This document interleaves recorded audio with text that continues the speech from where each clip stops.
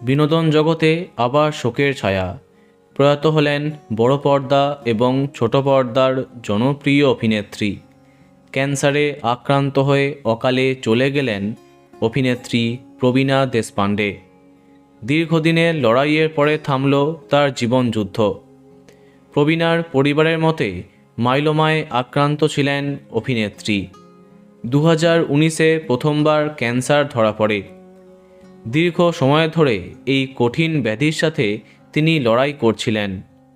শরীর খারাপ থাকার পরেও সিনেমা হোক বা ওয়েব সিরিজ অথবা টিভি সিরিয়াল, একের পর এক কাজ করে গেছেন তিনি। সম্প্রতি ইমরান হাশমির তস্করি ওয়েব সিরিজেও তিনি কাজ করেছিলেন। বিগত কয়েক দশক ধরে শুধুমাত্র হিন্দি নয়, মারাঠি ইন্ডাস্ট্রিতেও চুটিয়ে কাজ করেছেন। সালমান খানের রেডি, জনের পরমাণু, এছাড়াও এক ভিলেন, জালেবি প্রভৃতি অসংখ্য জনপ্রিয় সমস্ত ছবিতে কাজ করেছেন।